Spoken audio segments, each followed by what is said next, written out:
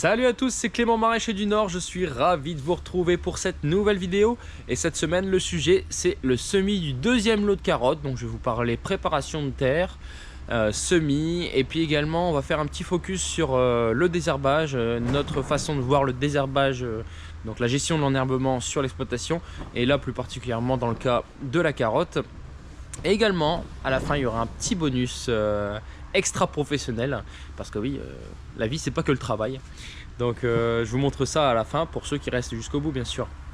Et petit aparté, tout d'abord, avec, vous voyez ici, on a mis un petit tunnel dans le grand tunnel. Pourquoi? Parce que on fait pousser des plants d'haricots verts. Ouais, et les haricots, ils ont besoin de beaucoup de chaleur.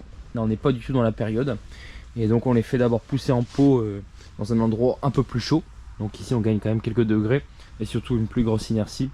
Si jamais il fait plus froid dehors, ici on baisse beaucoup moins vite en température. Donc ça permet de faire germer ces graines qui demandent quand même pas mal de chaleur. On a fait ça, je sais plus il y a combien de temps, mais bon c'est assez long, hein.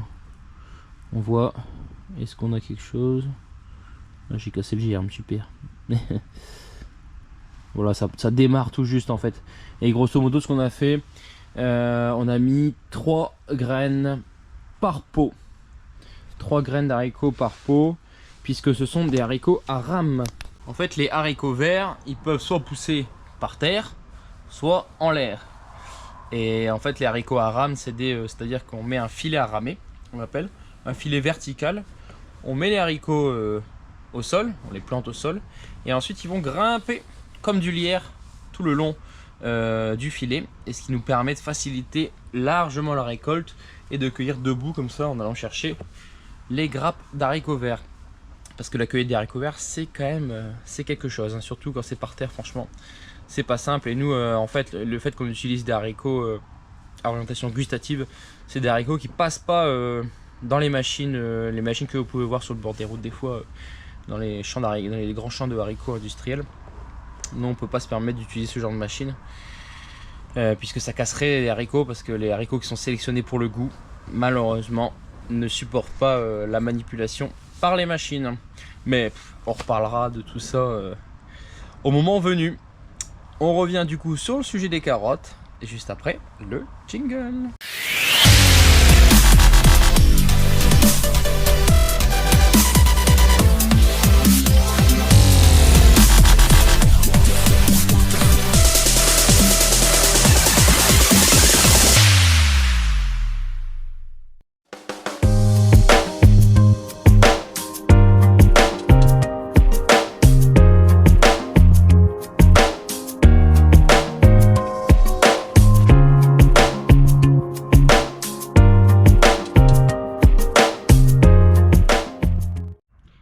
J'ai commencé à préparer la terre pour les carottes. Donc on va voir au fur et à mesure de la saison plusieurs méthodes de semis. Alors en sachant qu'ici c'est déjà le deuxième semis de la campagne, puisque j'ai déjà fait un semis à l'automne qui est censé normalement arriver bon à récolter pour aller fin avril. Ouais, c'est assez long les carottes, surtout que l'hiver ça fait pas grand chose en fait, mais ça permet de gagner quand même 2 à 3 semaines au printemps comparé à des carottes ici semées à la fin de l'hiver en serre. Alors habituellement avant qu'on fasse les semis d'automne, on se met toujours les carottes à la fin du mois de janvier. Et du coup comme là j'en sème à l'automne, je sais que j'en aurai déjà assez pour commencer la campagne de récolte. Et donc du coup là je fais mon deuxième semis et on est mi-février. Donc je fais une deuxième serre. Habituellement on faisait une serre, mais je suis un peu juste là, donc je préfère faire 2 serres.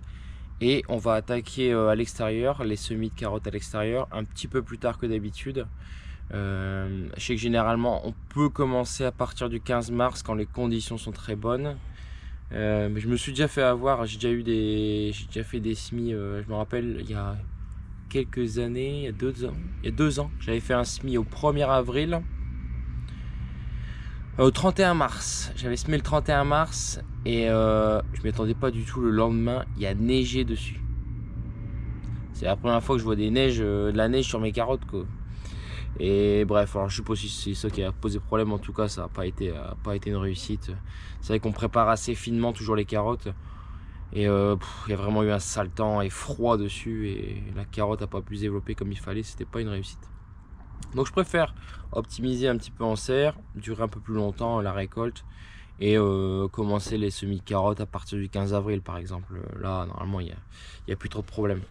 Et donc généralement on va faire, donc là j'ai un lot d'automne en serre, un deuxième lot ici de début de printemps en serre également, et après on va attaquer un troisième lot donc dehors vers le 15 avril, avant de faire les gros semis de carottes pour l'automne et pour l'hiver, qui se font entre 15 mai et le 15 juillet. Donc la structure en carotte, elle se fait avec le rotavator pour aller créer des buts. Donc la fabrication des buts est indispensable, parce que la carotte en fait elle va faire sa longueur en fonction de l'ameublissement de la terre qu'on aura fait au préalable. Si on a une terre qui est dure, la carotte ne va pas aller chercher. Elle est assez feignante quand même, c'est une racine assez feignante, et dès l'instant qu'on ameublit bien en profondeur, elle peut aller chercher son potentiel en profondeur et faire une longue carotte. Et c'est ça qui est intéressant. Plus que la grosseur d'une carotte, je trouve ce qui est intéressant, c'est plus la longueur. La dernière c'était des patates douces, et sur le bord, les deux premières bandes, là j'ai pas mal de résidus, on le voit pas bien d'ici. Donc je vais devoir repasser, même si la structure est bonne, parce qu'avec le semoir, si la surface est pas très lisse et très plate, avec le petit semoir là à pousser, le semis est jamais top, donc ça irait, mais c'est pas génial. Donc je préfère repasser un coup malgré que la structure soit déjà faite, mais juste pour vraiment avoir une belle surface bien plane.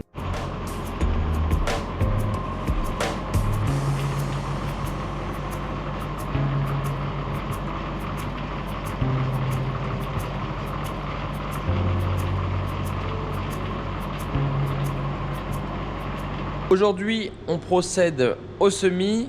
Donc, j'ai ressorti le petit semoir. Donc, comme j'avais dit, là, toujours en serre, on sème avec ça. La chaîne là, elle est un petit peu sèche. On va lui mettre une petite dose. Tac.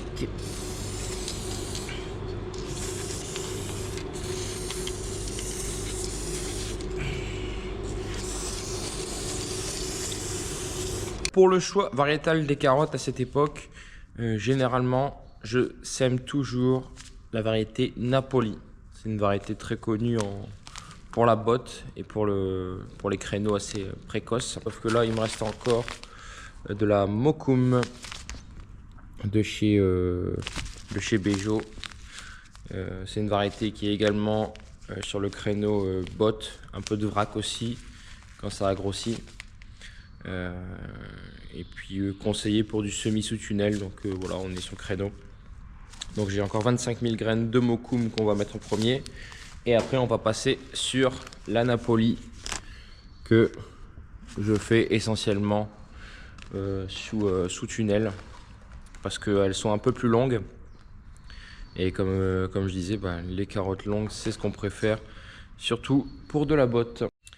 En ce qui concerne la densité de semis, alors je sais plus si j'en avais parlé, mais la dernière fois j'avais mis 3 lignes sur une bande, de sorte que, donc c'est des bandes d'1,50 m, donc avec la largeur utile de la bande, on est à peu près à 40-45 cm d'écartement entre deux lignes. J'avais fait ça parce que je voulais optimiser la lumière pour la ligne, parce que j'avais remarqué il y a 2 ans que sur les semis précoces, quand on met 4 lignes sur 1,50 m, la densité paraît bonne, mais en fait les lignes du milieu, les carottes étaient moins longues, et en fait c'est certainement avec le manque de lumière. Sur les côtés, comme il y a les passe-pieds, il y a plus d'espace, du coup elles captent plus la lumière. Au milieu, elles sont un peu plus cachées de la lumière par les lignes du côté, et du coup j'avais des moins bons résultats. Donc je mettais 3 lignes, 2 lignes sur les côtés et une ligne au milieu, donc là il y avait bien de l'espace. Là sur ce créneau ici, on va se mettre, ici on est mi-février, donc l'ensoleillement il va être très bon. Globalement on aura des jours longs, Donc je vais quand même mettre, je vais optimiser l'espace en mettant 4 lignes du coup sur 1,50 m. Sauf des bandes où j'ai un peu mordu, où je vais rester sur 3 lignes. Pour pas trop rapprocher non plus. Mais 4 lignes sur 1,50 m sous serre, avec un bon ensoleillement, il n'y a aucun problème. On va faire le test de densité. Donc je verse les Mokoum en sachant qu'ici, sur les Mokoum, on est sur du 1,8 2 mm de calibre. Tandis que sur les Napoli, on sera sur 1,6 1,8. Donc mon réglage que je vais faire ici, bon je vais garder le même ou peut-être que je vais changer, on verra bien. Mais mon réglage que je vais mettre ici, il va donner plus de graines avec les plus petites graines forcément. Parce que bon, on sait très bien que sur l'écran ici du disque, des fois il en prend une, des fois il en prend deux. Bon là je pense qu'avec du 1,8,2 il va en prendre qu'une, des fois deux. Mais sur du 1,6 1,8 des fois il en prend deux ou même des fois trois. Mais comme je dis en carotte, c'est pas très grave d'avoir des graines qui soient collées. Souvent les carottes elles se poussent entre elles et ça se passe assez bien. Donc pour le test de densité, je vais déjà amorcer pour qu'il y ait des graines jusqu'en haut. Et ensuite ici, un tour de roue égale 1 mètre. Donc je vais faire un tour de roue ou 2, comme ça je sais combien j'ai sur 2 mètres linéaires. Et je vise à peu près, je pense que je vais viser une cinquantaine, en sachant qu'il y a toujours un peu de perte, les carottes qui ne lèvent pas.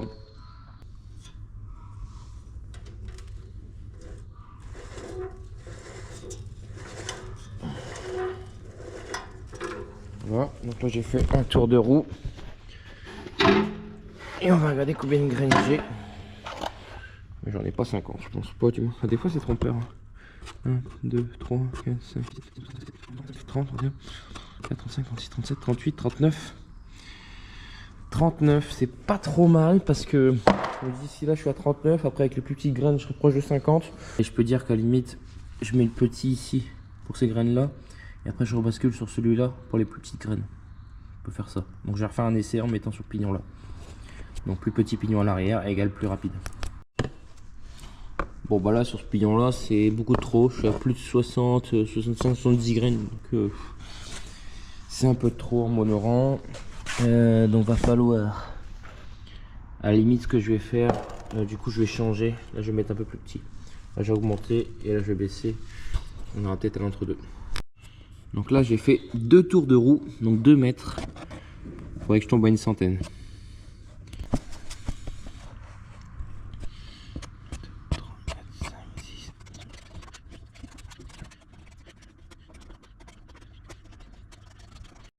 Bon bah là je suis à 55.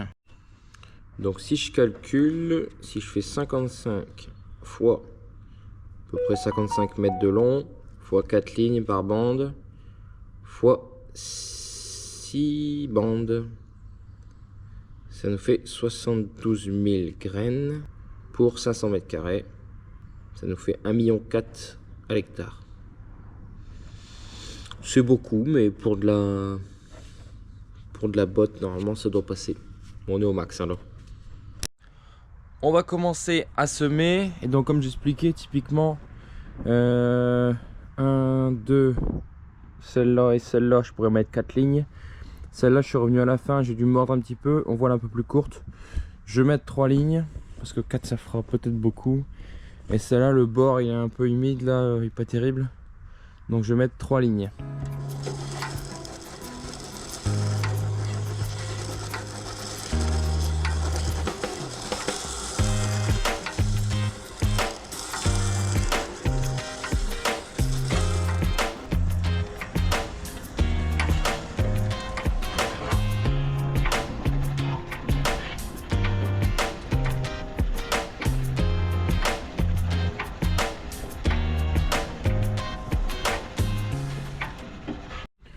Bon, avec tout ça, moi j'ai oublié de mettre mon traceur.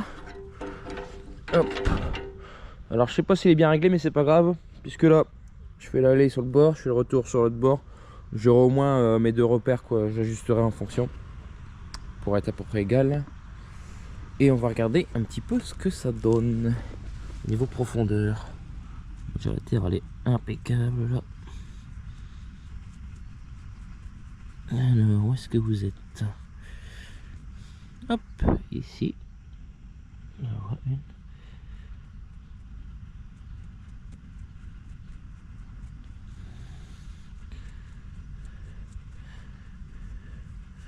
On dit souvent aux carottes, quand on les trouve trop facilement, c'est qu'il y en a trop.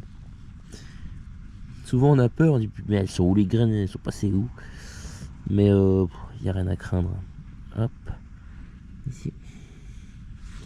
Profondeur impeccable, on a un bon on est 1 cm là. Après voilà, ça n'a pas besoin d'être profond. Je veux dire la profondeur, en été des fois dehors je vais mettre un peu plus profond, bon à peu près à ça quoi. Mais pour dire d'avoir un peu plus d'humidité, pour pas que ça sèche trop vite. Mais ici bah, de toute façon si je suis un peu trop sec, la magie de l'irrigation, on appuie sur un bouton et c'est réglé. C'est ça qui est bien. Et ça pour ça les serres, c'est plein d'inconvénients. Parce que bah voilà, on est dans un milieu un peu confiné quoi, avec les armatures etc. Mais bon, je veux dire, tu gères la température, tu gères l'humidité, tu gères tout en fait. Donc c'est réussite quasiment obligatoire on va dire.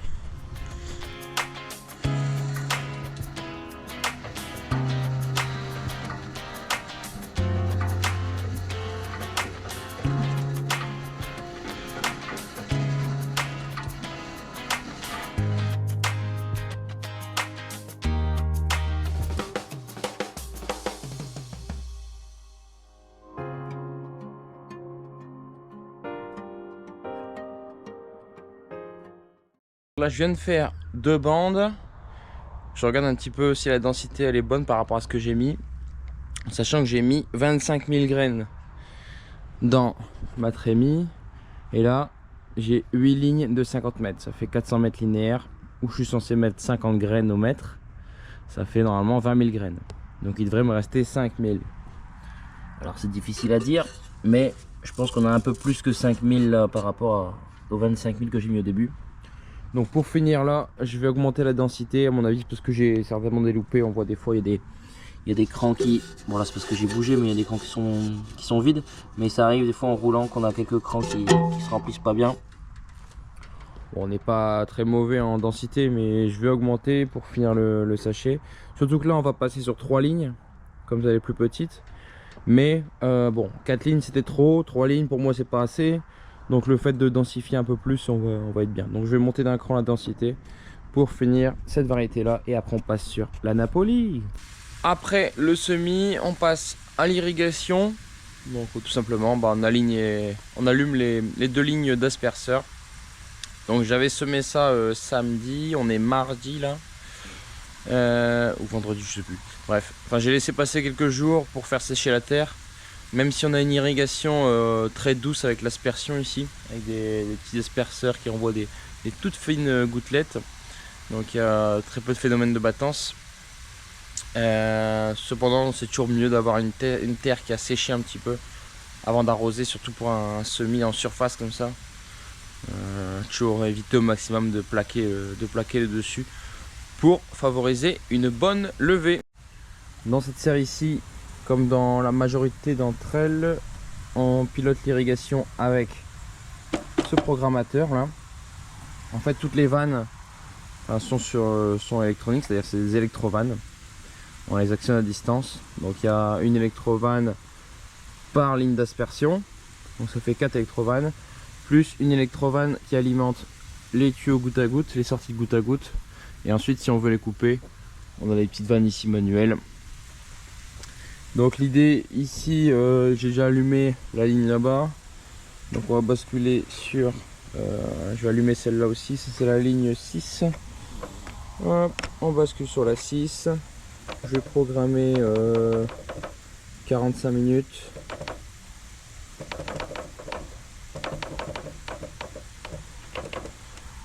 Et on. Et là celle-là, elle n'a pas tourné aussi un moment, on va la vérifier. Voir si tout fonctionne bien.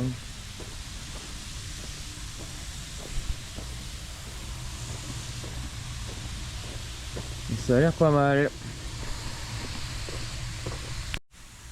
Et là on a vraiment une irrigation ultra homogène quand on a les 2 lignes d'aspersion en même temps. C'est pour ça que j'aime bien travailler avec une seule espèce pour toute la chapelle entière. Parce qu'en fait les deux lignes d'asperceurs elles se croisent. Donc là sur une serre on va faire comme j'avais dit 6 bandes. Donc il y a une ligne au milieu de 3 bandes. Une ligne pour 3 bandes. Mais elle irrigue toujours un peu plus loin. Donc le fait de croiser, on a vraiment quelque chose de très homogène sur toute la serre. Surtout que là on a une très bonne pression au niveau de la pompe. On est ici pour les serres on monte à 4 bars. 4 bars, avec 4 bars ici on sait faire 4 lignes d'aspersion en même temps maximum. 2 lignes c'est vraiment le top. Voilà, les 3 c'est bien aussi, 4 grand max. Et donc là, l'avantage de la programmation c'est que tu n'as pas à t'en soucier. Tu as programmé le temps qu'il te faut. Et une fois ici les 43 minutes là passées, tout s'arrête. À présent, on va parler du désherbage. Et ouais, tout un programme parce que le désherbage, c'est certainement le sujet prioritaire de toutes les productions agricoles, hein, quelles qu'elles soient. C'est le facteur numéro 1 de réussite d'une culture. Pour que sa culture puisse exprimer tout son potentiel, il faut qu'elle soit seule. Et pas qu'elle soit accompagnée de plein de mauvaises herbes. Et ça, tous les jardiniers le savent. Alors après, en fonction des surfaces qu'on a à faire, on peut adopter des techniques différentes. Quand on a un petit jardin de 10 mètres carrés, c'est clair que là, on peut y aller à la main, biner régulièrement. Ça pose normalement pas trop de problèmes. Nous, avec les surfaces qu'on a à faire, on combine l'utilisation de certains produits phytopharmaceutiques avec les techniques mécaniques de binage via des machines et parfois aussi de binage manuel. Alors il faut savoir que sous abri, donc sous les chapelles ici, on utilise très peu de produits phyto parce qu'on est sur des cycles courts. On utilise souvent des techniques alternatives avec le paillage plastique comme vous avez vu. Ça, c'est toutes les techniques qui permettent de gérer l'enherbement et qui nous évitent donc d'utiliser ces produits. Et puis surtout, moi personnellement, j'aime pas trop utiliser ces produits sous abri puisque on a l'effet de serre, hein, c'est une serre, donc des fortes chaleurs, et puis voilà, une pousse qui est très rapide. Donc pour moi, on peut bien souvent s'en passer. Il y a quelques exceptions, notamment ici sur des carottes, parce que la carotte ça reste un cycle très long c'est une graine qui met longtemps à germer, à sortir, à pousser. Et si vous n'avez pas de technique de désherbage, une fois que la carotte elle fait 3 cm, le feuillage fait 3 cm, les mauvaises herbes elles ont eu le temps de recouvrir. Les mauvaises herbes elles poussent plus rapidement que la carotte. Et ça, c'est toujours important à voir la vitesse de pousse d'une culture. En fait, au plus une culture a la capacité à pousser rapidement, au moins on est dépendant en fait des techniques de désherbage parce que la culture elle va prendre le dessus sur les mauvaises herbes. Dans le cas de la carotte, c'est pas du tout le cas parce que les mauvaises herbes poussent beaucoup plus vite que la carotte. Et donc on est obligé de mettre en place des techniques. Et donc nous on a fait le choix pour la culture de la carotte de combiner les deux actions. Donc d'avoir un premier passage en phytopharmacie sur le sol nu, donc avant que la carotte soit sortie. En fait c'est des produits qu'on appelle de la catégorie racinaire, c'est-à-dire qu'ils font un film sur le sol et qui empêchent les mauvaises herbes de pousser. Ils sont sélectifs de la carotte, c'est-à-dire que la carotte quand elle rencontre ce produit elle ne meurt pas, tandis que les mauvaises herbes oui. Alors attention, certaines mauvaises herbes, pas toutes. Et une fois que la carotte est levée, les mauvaises herbes ont déjà pris du retard grâce à ces produits, et celles qui vont réussir à passer à travers les mailles du filet, on va dire, on va réussir à les avoir plus facilement avec les techniques alternatives de binage mécanique par exemple. Pour les collègues maraîchers qui seraient intéressés par les sujets de phytopharmacie, je vous le dis tout de suite, sur les vidéos on va pas en parler techniquement parce que la phytopharmacie c'est quelque chose qui est très réglementé. j'ai pas forcément le droit, je pense, d'en parler. C'est quelque chose qu'on utilise de façon hyper professionnelle. C'est d'ailleurs pour ça que ça a été retiré à l'usage des particuliers, parce que c'était pas forcément toujours fait de façon professionnelle. Il y a des doses à respecter, et puis les doses souvent elles sont très faibles. On s'en rend pas compte, mais moi sur une cire comme ça, c'est des histoires de millilitres. En fait, c'est comme les médicaments. On prend pas de médicaments sans ordonnance. Et on n'applique pas des phytos si on n'a pas les qualifications pour. Parce que nous, c'est des histoires de millilitres, de milligrammes. Dans les médicaments, c'est exactement la même chose. Donc, c'est pas anodin. Donc, ça doit être fait de façon professionnelle. Et c'est pour ça que j'ai pas envie de parler de tout ça, d'histoire de doses, de produits, surtout avec les noms commerciaux, etc. C'est un sacré micmac. Par contre, s'il y a des gens qui sont intéressés pour échanger à ce sujet, avec plaisir, en privé. Et c'est d'ailleurs peut-être pour ça aussi que, pour cette raison-là aussi, que je peux ouvrir la page Facebook pour que vous puissiez me contacter en privé, pour qu'on puisse échanger entre professionnels. Et donc j'en reviens au sujet, pourquoi du coup j'ai arrosé ici. Comme j'avais dit, j'utilise des produits racinaires, donc qui vont atteindre les mauvaises herbes avant qu'elles sortent. Une fois qu'elles sont sorties, ça ne marche plus. Et ces produits, ils marchent beaucoup mieux sur un sol humide. Ce qui nous permet, grâce ici à la facilité d'irrigation, etc., et l'irrigation aussi de qualité, de pouvoir déjà arroser, ensuite d'appliquer le produit sur la terre et d'avoir une super efficacité, et donc de pouvoir réduire les doses. Ici, j'utilise des doses qui sont infimes. Enfin, infime peut-être pas, mais ils sont au moins divisés par 2 par rapport à ce qu'on peut faire en plein champ. Et c'est la fin de cette vidéo. Je vous remercie de l'avoir regardé jusqu'au bout. On est ici une bonne grosse semaine après le semis, et puis les graines elles ont déjà un germe d'un petit centimètre là, donc elles vont bientôt sortir de terre. Donc on voit que ça va assez vite malgré le temps qui est déplorable. Là on vient de sortir d'un épisode pluvieux catastrophique.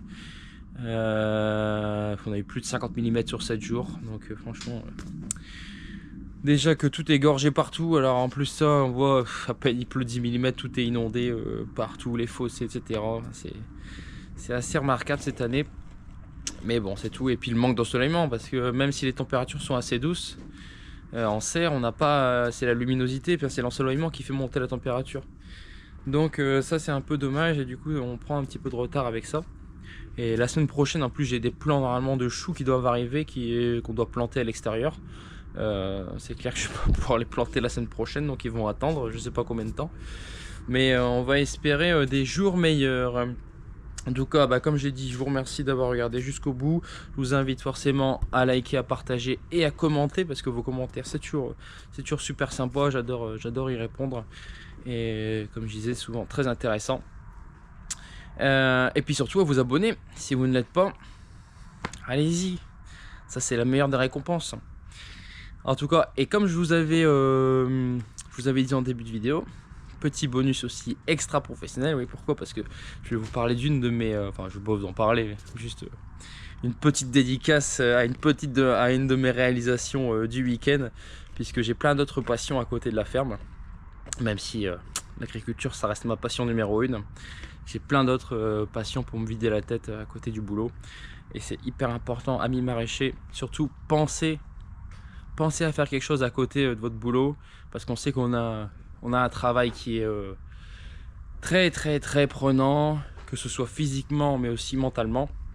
Donc il faut savoir se vider la tête, et moi je me vide la tête en faisant du sport. Donc je vais vous montrer une de mes réalisations assez rares pour le remarquer, mais au niveau footballistique. Donc je vous montre ça après, mais vous inquiétez pas, j'ai encore plein d'autres passions que peut-être j'aurai l'occasion de vous partager à l'avenir. En tout cas, je vous remercie, et je vous laisse avec ce moment là d'anthologie.